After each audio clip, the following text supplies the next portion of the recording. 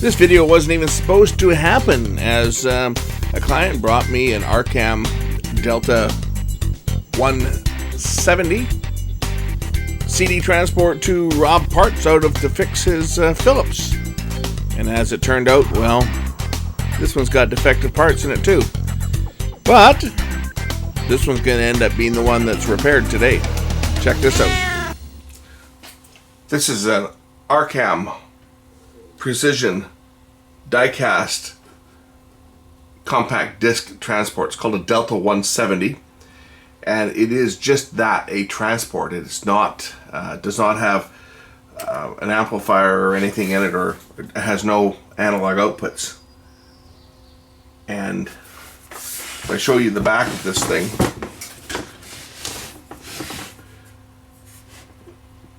it's a British-made unit. It only has an optical output and a coaxial output, but no other outputs on it. The guy that owns this unit brought it to me, not to be repaired, but to use as salvage to try and fix his Phillips that was at another shop. And that's the one that I showed before, that the one of the ICs, that was the digital filter, was all sitting on its side. He wants that one repaired, and he somehow feels that this one might have parts in it that can be a donor for it. I think that's probably unlikely, because I'm pretty sure the problem with the Philips is the DA converter is foobar, and I don't know that this unit even has a DA converter in it, because it's just got digital outputs on it. But we'll take a look and see what this thing's got in it as far as chips. Now, as you can see, this unit does have a transport problem, because the motor is constantly spinning even though there's no disc in it.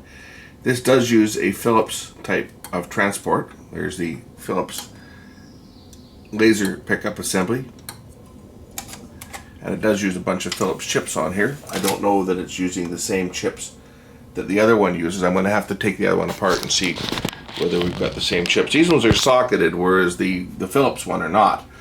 But that's the project anyway, to see whether this thing's got the same chips in it that the other one does, and see whether we can make the Phillips work using parts from this unit, this donor unit. So let me get the Phillips unit back up on the bench so that we can take a look and see whether the actual transport chips are the same on it. This one doesn't have a DA converter though, so if the problem is, it might be the DA converter on the other unit that's at fault. So we may not be able to pull parts off this one to make the other one work, but that's the project, to see whether we can get one working. We've got two broken machines now. See if we can get one good machine working. And obviously, the Phillips would be the machine to have, as opposed to this one, just because this one does not have a DA converter built in. The Phillips does, so you have the option of both optical output, digital output, and of course analog audio, whereas this one here, you have to use it with an external DAC. So of course, here's that Phillips again.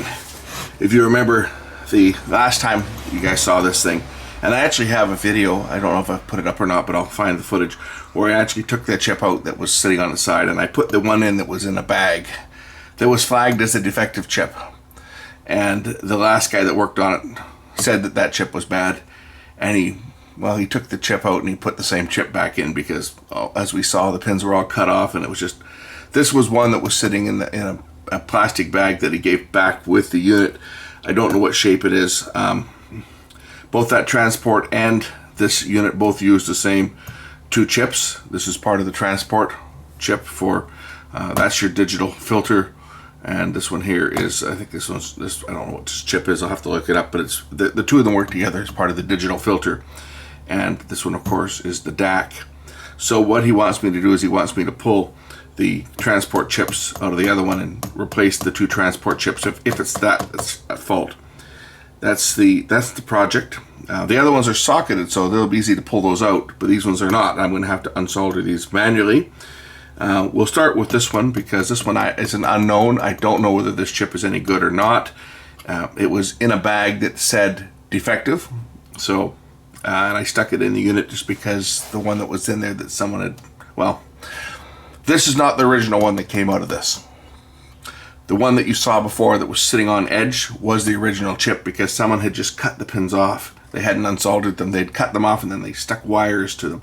So it's like someone took the original chip out and then put the original chip back in and didn't do anything else. So we're going to change this one first and see whether this one fixes this, and then if not, I'll try changing that one and see if that one will get this unit up and running. The problem may be the DAC chip itself, but I see data bursts going in, but I don't know whether the data is correct or not. If it's corrupted, we're not going to get any sound, right? So I have to think maybe it's ahead of the DAC. It's more than likely the digital filter. More than likely this as opposed to that one, because if the A chip goes bad, it's not going to read the disc at all, and it does. It reads and it counts forward. So I think the A chip is probably okay.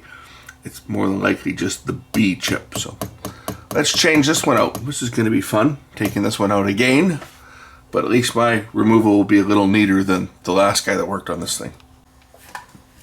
Spoiler alert, if you've watched the prior video to this, the Philips 880 Part 2, you'll already know that the chip I'm putting into it is bad from this Arcam unit.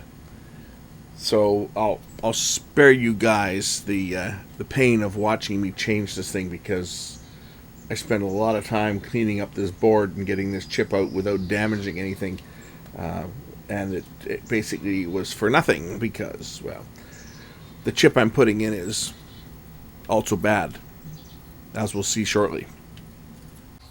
Okay, solder removed. Just going to lift the chip up here, get it out of the board. There we go. And of course I'm going to follow ESD safe procedures, ground myself before I pick up the chip.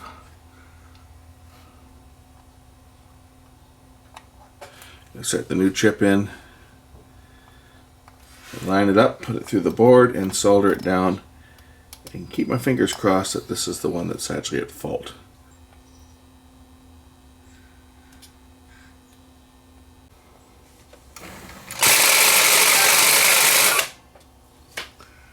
Houston, we have a problem. That chip that I just changed, that I pulled out of the other one, guess what? That chip's bad, because that's what the other player was doing. It was just constantly spinning.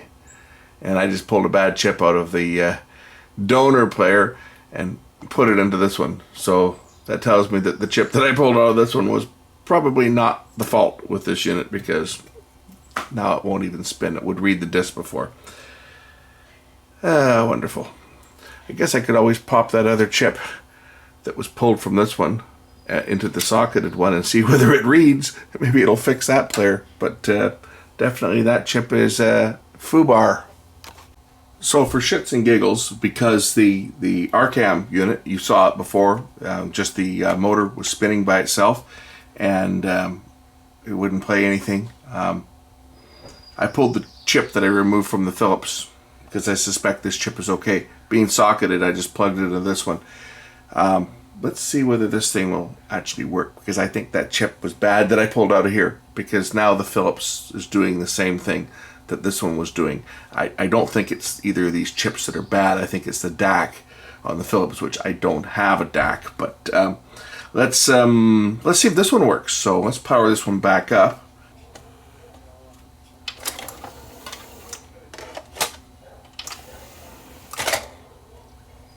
Well, that's interesting, because it wasn't reading before.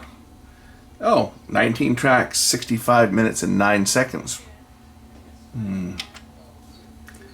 Well, it's going to read something, but I'm not going to hear anything, because I need to plug this thing into a DAC.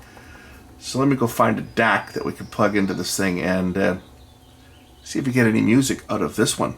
Well, I know someone's probably going to give me hell for this, because, you know, this is not very professional. I just grabbed my old, this is my test amp that has both coaxial and optical input, because I don't have any optical cables. I just use coaxial. We plugged it in, hooked up the speakers. Don't know if this thing works yet. Let's just press play and see whether we get any sound out of this Arcam transport. I do believe that means that this one's working.